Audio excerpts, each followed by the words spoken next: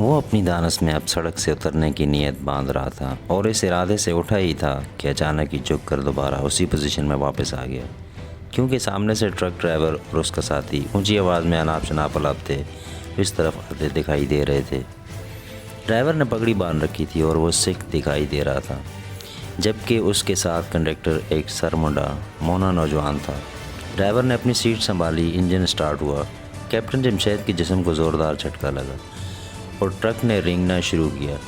ہچکولے کھاتا وہ سڑک تک آیا اور اب پھر اپنی پوری رفتار سے بھاگنے لگا۔ جمشید نے مسکراتے ہوئے خدا کا شکر ادا کیا اور اپنے آپ کو خدا کے رحم و کرم پر چھوڑ دیا۔ اس کے سوا اور کوئی چارہ بھی نہیں تھا۔ اس بات کا اندازہ اسے ہو چلا تھا کہ یہ ٹرک سرحد کی طرف نہیں بلکہ اندرون ملک جا رہا ہے۔ اس کی منزل کون سی ہے، وہ خود کہاں ہے، اس کے آگے کیا ہونے والا ہے؟ جمشید کے پاس اپنے ذہن میں اٹھنے والے ان سوالات کا بظاہر کوئی جواب نہیں تھا۔ اس نے دل ہی دل میں قرآنی آیات کا وید کیا، آمدہ حالات سے متعلق سوچا اور پھر خود کو حالات کے رحم و کرم پر چھوڑ کر ٹرک کے ٹول باکس میں ہی لمبی تان کر سونے کا فیصلہ کر لیا۔ اس نے اپنے نزدیک موجود ترپالوں کو بچھا کر بستر کی شکل دے لی تھی اور اپنے جسم کو اس پوزیشن میں کر لیا تھا کہ اچانک زوردار بریک لگنے سے وہ باہر گرنے کی بجائے اندر ہی محفوظ پڑا رہے۔ ستم ظریفی حالات پر غور کرتا تھوڑی دیر بعد ہی وہ نیند کی آغوش میں سما گیا تھا۔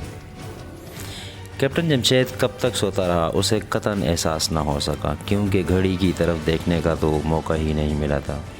اس کی آنکھ زوردار بریک لگنے کی آواز اور جسم کو جھٹکا لگنے سے کھلی تھی۔ آسمان شفاف تھا، اس پر دھوپ پھیل رہی تھی جس سے اس نے اندازہ کر لیا کہ وہ دن خاصا چڑھ آیا ہے۔ اچانک ہی تو تکار کی آواز نے اسے چونکا دیا۔ ڈرائیور کے کسی کے ساتھ اونچی آواز میں بولنے کی آوازیں سنائی دے رہی تھیں۔ کیپٹن جمشید نے ہمت کر کے اپنا سر ٹول باکس کے برابر کیا اور آنکھیں اٹھا کر باہر جھانکا اور کسی میکانکی عمل کے تحت ہی اپنی پوزیشن پر واپس لوٹ آیا۔ باہر کا منظر لرزہ دینے والا تھا۔ اس نے دیکھا پولیس اور آرمی کی 2 جیپوں نے ٹرک کو گھیر رکھا تھا۔ شاید انہوں نے ڈرائیور کو کہیں رکنے کا اشارہ کیا تھا، جس کی پرواہ کیے بغیر وہ چلتا چلا گیا تھا، جس پر انہوں نے تعاقب کرنے کے بعد اسے روکا تھا اور اب ان کی آپس میں تو تکار ہو رہی تھی۔ ڈرائیور بھی کوئی خاصا گرم مزاج سکھ دکھائی دے رہا تھا، وہ پولیس والوں سے زیادہ غصے میں بول رہا تھا۔ فریقین 5-7 منٹ تک آپس میں جھگڑتے رہے، جس کے بعد ایک گونجدار آواز نے جمشید کو ایک زبردست ذہنی جھٹکے سے دوچار کر دیا۔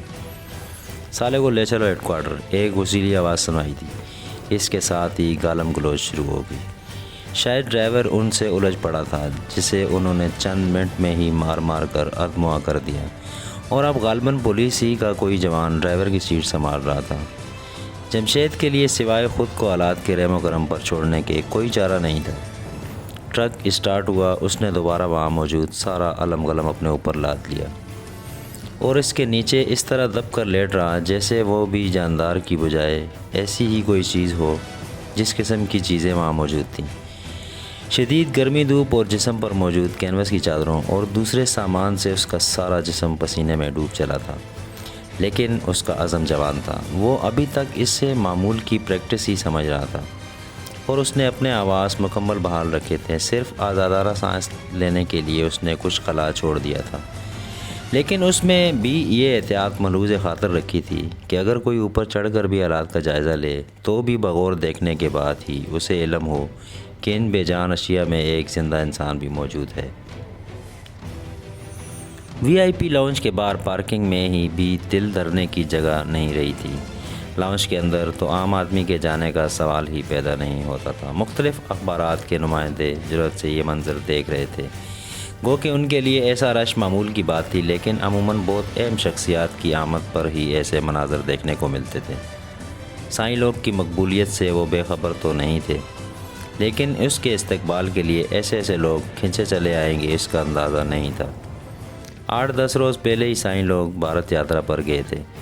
ان کے اس دورے کا مقصد اپنے بزرگوں کے مزاروں پر حاضری دینے کے علاوہ حضرت شاہ جی کے سالانہ عرس میں شرکت بھی تھا، جس کے لیے انہیں حضرت شاہ جی کے سجادہ نشین نے اجمیر شریف سے خود دعوت نامہ ارسال کیا تھا، اور سائیں لوگ کی خصوصی شخصیت کے پیش نظر ان کے لیے جہاں ویزا وغیرہ کے اصول میں کوئی مشکل پیش نہیں آئی تھی، وہاں انہیں بھارتی حکومت کی طرف سے بھی خصوصی طور پر VIP پروٹوکول دیا گیا تھا، اور دہلی کے ہوائی اڈے پر ان کے استقبال کے لیے جہاں حضرت شاہ جی کے زیادہ نشین چھوٹے شاہ صاحب موجود تھے، وہاں 2 سرکاری اہلکار بھی موجود تھے جنہوں نے سائیں لوگ کے گلے میں پھولوں کے ہار ڈال کر ان کا بڑے پرتپاک انداز میں سواگت کیا تھا۔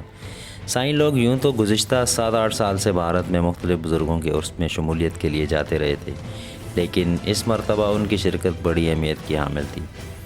سائیں لوگ کا تعلق ملک کے ایک پسماندہ سرحدی علاقے سے تھا۔ ان کے آباء و اجداد کی مجرمانہ سرگرمیوں کا ریکارڈ حکومتی فائلوں میں جا بجا موجود تھا۔ ان کے والد مرحوم اپنے علاقے کے مانے ہوئے ڈکیت تھے، اور یہ سلسلہ نسل در نسل ان تک منتقل ہوتا آیا تھا۔ سائیں لوگ پر اللہ کا خصوصی کرم ہوا۔ ان کی والدہ کا کہنا تھا کہ سائیں لوگ بزرگ شاہ بابا جیونا کی دعا سے پیدا ہوئے تھے، اور کم عمری میں ہی اپنی تعلیم حاصل کرنے کے لیے شہر بھیج دیا گیا، جہاں اسکول کے زمانے ہی سے ان سے متعلق عجیب و غریب کہانیاں سنائی دینے لگیں۔ سائیں لوگ کے متعلق نوجوانی ہی میں انکشاف ہو گیا کہ ان کے سر پر کسی بزرگ کا سایہ ہے، اور اسی بزرگ کے قلم سے سائیں لوگ کے والد صاحب بھی اپنے گناہوں سے تائب ہو کر اپنی سیاسی زندگی گزارنے لگے تھے۔ سائیں لوگ کے والد کی زندگی میں یہ انقلاب اچانک کیسے آ گیا؟ وہ ایک خاندانی ڈاکو سے معزز شہری اور سیاسی لیڈر کیسے بن گیا؟ راتوں رات سائیں لوگ سے متعلق پراسرار داستانیں نزدیک دور کے گوٹ میں کیسے پہنچنے لگی؟ ان سوالات کے جوابات تلاش کرنے کی کبھی کسی نے ایمانداری سے کوشش نہیں کی۔ اگر کسی ایجنسی نے اپنے کسی اہلکار کے ذمہ یہ تفتیش لگائی تو اس نے بزدلی سے انسٹنٹ رپورٹ لکھ کر اپنی گلو خلاصی کروا لی تھی۔ یہ بیچارے بھی مجبور تھے۔ اصل میں سائیں لوگ کے والد نے اچانک ہی اتنا سیاسی اور سماجی اثر و رسوخ حاصل کر لیا تھا کہ اس تک پہنچنا اور اس کے متعلق کوئی بھی اہم اطلاع اوپر تک پہنچانا خطرے سے خالی نہیں رہا تھا، جب سے ایک تحقیقاتی ایجنسی کے 2 انسپکٹروں کی یک کے بعد دیگرے گوڈ ناتھن میں پراسرار طریقے سے اموات ہوئی تھیں۔ اس کے بعد سے دوسری ایجنسیوں کے اہلکار کچھ سہم سے گئے تھے۔ دونوں کی موت سے متعلق حقائق جاننے کے لیے سرکاری سطح پر جو کمیٹی بنائی گئی، اس کا سربراہ جس MPA کو نافذ کیا گیا، وہ خود سائیں لوگ کے خاندان کا پروردہ تھا۔ اس کے کئی ناجائز دھندے سائیں لوگ کے والد کے ساتھ سانجے تھے، لیکن اس بات کا اول تو کسی کو علم ہی نہیں تھا۔ اگر کسی کو تھا بھی تو وہ کبھی اپنی زبان پر ایک لفظ بھی لانے کو تیار نہ ہوتا۔ نتیجہ حسب توقع نکلتا۔ تحقیقاتی کمیٹی نے اپنی رپورٹ میں یہی لکھا تھا کہ ایک انسپکٹر سانپ کے ڈسنے سے اور دوسرا کسی گاڑی کے ساتھ اچانک کسی ویرانے میں ٹکرانے سے مر گئے تھے۔ ان کی موت حادثاتی اور اتفاقی بتائی تھی۔ جس کا ایکسیڈنٹ ہوا اس بیچارے سے متعلق کسی نے یہ جاننے کی زحمت ہی گوارا نہ کی کہ وہ جائے حادثہ پر کیا لینے گیا تھا، جبکہ جائے حادثہ گوڈ ناتھن سے 10-12 میل دور تھی، اور جس ٹریکٹر کے ساتھ اس کی موٹر سائیکل ٹکرائی اس کا نمبر وہاں موجود کسی کو بھی معلوم نہیں تھا۔ جائے واردات پر موجود 5-6 حاریوں نے ایک ہی رٹایا بیان دیا کہ وہ کسی کام سے اس طرف آ رہے تھے جب رات کے اندھیرے میں انہوں نے کسی موٹر سائیکل سوار کو ٹریکٹر سے ٹکراتے دیکھا۔ ٹریکٹر والا فرار ہو گیا اور موٹر سائیکل والے کو وہ نہ بچا سکے۔ نزدیکی اسپتال بھی وہاں سے کم از کم 15 میل دور تھا۔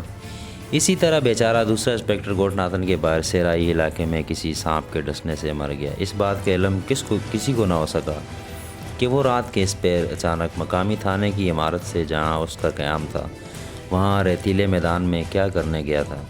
مقامی تھانے دار نے ایک ہی بات کہی تھی کہ مرحوم کی نقل و حرکت پر نظر رکھنا، اسے روکنا اس کے فرائض میں شامل نہیں تھا۔ مرنے والے ایک انسپکٹر نے جو ادھوری سی رپورٹ اپنے ہیڈ کوارٹر تک کسی طرح پہنچائی تھی، اس کے مطابق سائیں لوگ کے والد نے ایک مقامی لسانی تنظیم کے لیڈر سے جس کی سرگرمیاں ہمیشہ مشکوک رہی ہیں، اچانک گہرے مراسم پیدا کر لیے تھے۔ انہوں نے بڑی خوبصورتی سے پلان تیار کر کے اس پر عمل کیا، جس کے مطابق نزدیک دور کے دیہاتوں میں سائیں لوگ سے متعلق پراسرار داستانیں پھیلائی گئی، موقع کے گواہ پیدا کیے گئے۔ دیکھتے ہی دیکھتے سائیں لوگ کا حلقہ احباب بڑھتا گیا اور اس کے والد کی موت تک نزدیک دور کے شہروں سے اس کی شہرت نکل کر ملک کے کونے کونے تک پھیل گئی تھی۔ سائیں لوگ اب اپنے گوٹ پر سال میں 1-2 مرتبہ ہی جاتے تھے، اور اچانک ان کی قیام گاہ اور شہر کی رہائش گاہ میں ہوتا تھا۔ ان کے مریدوں کا حلقہ کسی ایک طبقہ فکر کے لوگوں تک محدود نہیں تھا۔ مختلف سیاسی جماعتوں کے رہنما، سماجی مذہبی رہنما، شوبز کے بڑے بڑے لوگ ان کے حلقہ ارادت میں آ گئے تھے۔ سرکار دربار تک ان کی رسائی تھی، ان کے حکم اور اشارے سے کئی تقدیریں بننے بگڑنے لگتی تھیں۔ اور مزے کی بات تو یہ تھی کہ عیسائی لوگ مردوں سے زیادہ خواتین میں مقبول تھے۔